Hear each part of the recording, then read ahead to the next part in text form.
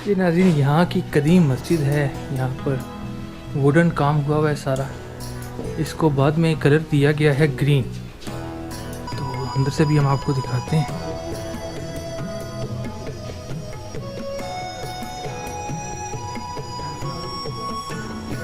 इसका ऊपर आप देखें छत इसका तो बहुत ही खूबसूरत छत है। ये ऐसा छत अभी तक मैंने किसी मस्जिद में नहीं देखा जो लकड़ी का इतना प्यारा छत बना हो। नाज़रीन इस बाज़ार की ख़ास बात ये है कि इसमें सारा कदीम स्ट्रक्चर है, आप देख सकते हैं, बहुत पुराना।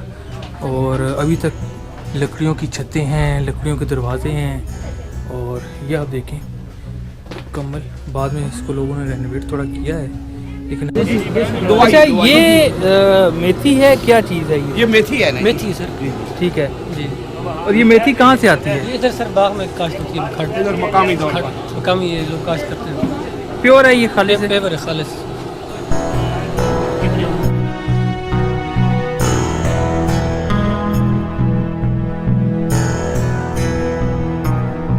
अच्छा नाज़रीन ये कुछ ख़ास सी चीज़ मुझे नज़र आई है।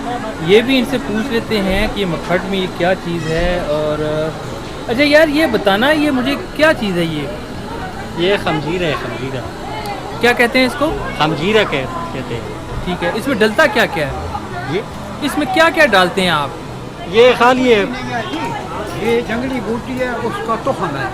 ठीक ये इसको जख्म जात भी बोलते हैं। ठीक है, और डोडा पनीर भी बोलते हैं। ठीक है। ये बादी हो ना, पेट में गुड़गुड़ हो, हाँ ये थोड़ा सा नमक डाल के नजर से खाओ, तुम्हारी गुड़गुड़ खत्म हो जाएगी। कब्ज़ को शाह है। अच्छा शुगर के लिए पानी में मिला के शुगर वाले लोग ले जाते हैं। ये बड़ी अच्छी चीज़ है, कड़वा है। कड़वा है? हाँ, ये खून साफ़ी जो बनती है हमदर्द की, हाँ। उसमें ये इस्तेमाल होता है। तो इस्तेमाल कैसे करते हैं इसको? पानी के साथ। मैंने बोला है ना कि इसको आप फर्ज की आपके पेट में दर्द है, इसको थोड़ा सा तोड़ के ना आप इस तरह करेंगे ना, थोड़ा सा नमक डाल के पानी के साथ इतना सारा खा लेंगे बस। इसकी तारीख क़ब्ल अज़ मसीह से जहाँ मिलती है। और उसकी ख़ास बात यह है कि ये दरियाए सिंध के आखिर में होने के साथ साथ ये ढेलवान सतह पे बना हुआ है सारा। तो इसकी मज़ीद क्या तफसीलात हैं वो आप आज हमारी इस डॉक्यूमेंट्री में देखेंगे।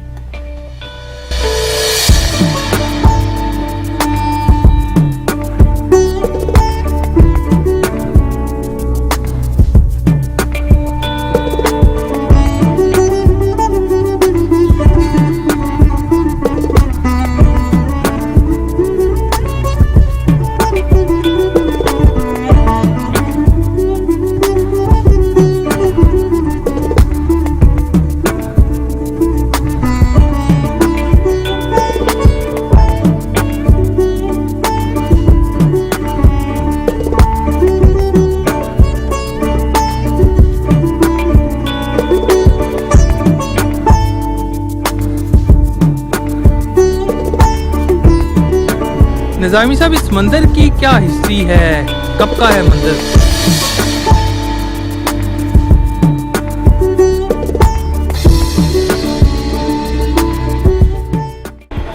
ये असल में जो बालनाथ के गुरु थे, नाथ, ये उनका मंदिर है। यहाँ कदीम मंदिर था, लेकिन ये जो मौजूदा मंदिर है ये ब्रिटिश पीरियड के दौर में तहमीर किया गया है। और यहाँ पहले कदीम था, क्योंकि ये माखड है, तो उनका जो बड़ा गुरु था नाथ का, वो यहाँ इसमें रहता था। और ये जो मौजूदा है ये ब्रिटिश पीरियड में बनाया गया है। जी जी।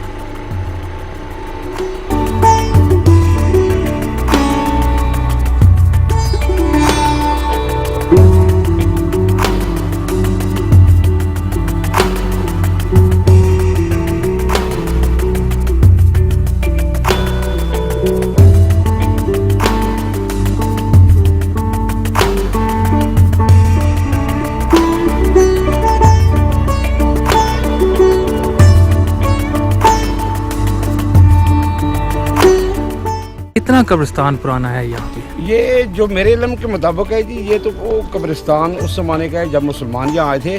लेकिन इसमें 2 जंगों के शोहदा, एक मुगलिया अहद में हुई थी और एक सिख पीरियड में, तो उसमें इसके अंदर उसके बहुत से शोहदा या उसमें जो लोग शरीक थे उनकी जंग किस दरमियान हुई थी? जंग एक तो सिखों ने जब पंजाब पर कब्जा किया, सिखों और मुसलमानों की हुई थी, और उससे पहले जो थी वो मुग़लों और अफ़गानों के दरमियान हुई थी, ये जो मुगलिया पीरियड थी, तो मुग़लों और अफ़गानों के और जो सिखों के दौर में वो मुसलमानों और सिखों के दरमियान हुई। तो उसमें बहुत से लोग कत्ल कर दिए गए थे जिनकी कब्रें यहाँ मौजूद हैं। जी जी।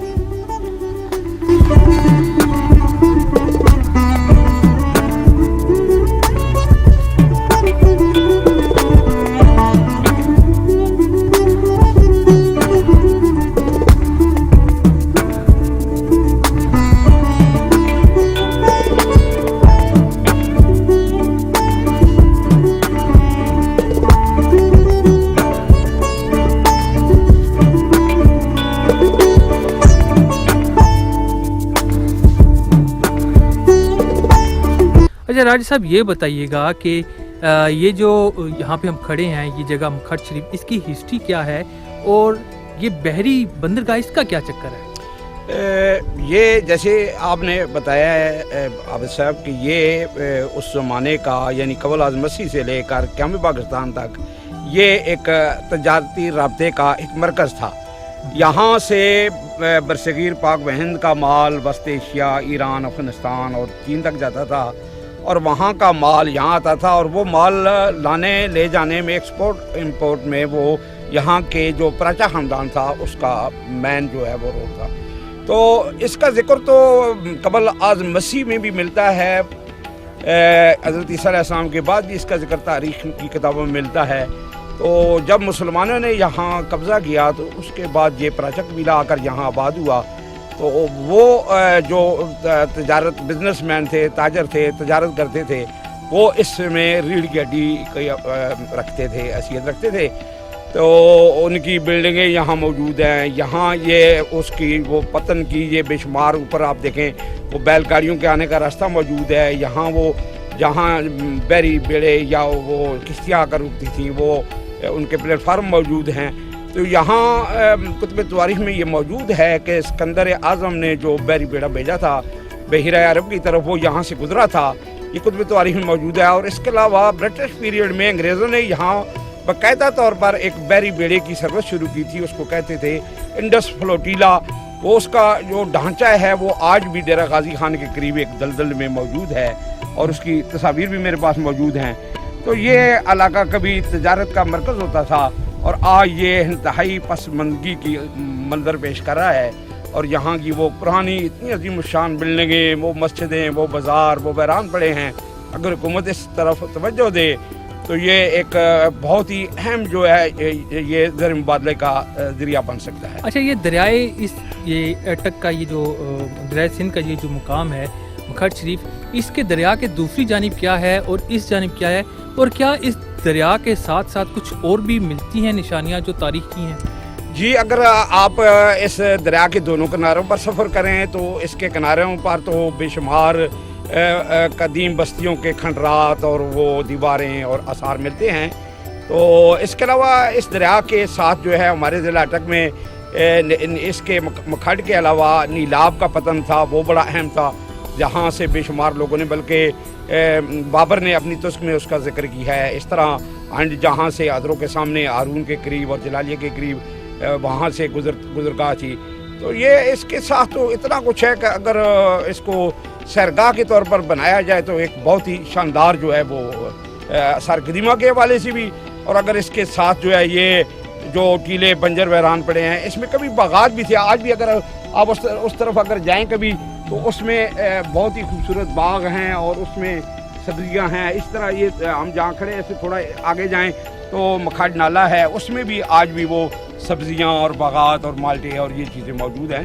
तो सिर्फ अदम तवज्जो की वजह से, तवज्जो ना होने की वजह से ये वैरानी का मंजर पेश कर रहा है और बर्बाद और तबाह हो चुका है। बहुत बहुत शुक्रिया राजा साहब। नाज़रीन, ये थे राजा नूर मोहम्मद निज़ामी साहब, जिन्होंने इस मुकाम के हवाले से हमें जो तारीख़ की कुतब में मौजूद है वो चीज़ें बताई हैं। लेकिन साथ ही साथ हम आपको ये भी बताएं कि ये दरियाए अटक का इस इलाके में वो मुकाम है जो बहुत ही गहरा है और आप देख सकते हैं कि ये मौसम सरमा है और मौसम सरमा में इस साइड पर अगर आप देखें तो काफ़ी पानी यहाँ पर कम हो चुका है दरियाए सिंध का, लेकिन इस मुकाम में अभी भी बहुत ही बड़ी तादाद में पानी मौजूद है और यहाँ पर अगर बहरी जहाज़ भी आकर खड़ा हो जाए तो डूबेगा नहीं, क्योंकि ये बहुत ही गहरा मुकाम है और हिंदू इसे महाखट कहते थे, जिसका मतलब है सबसे बड़ा गढ़ा।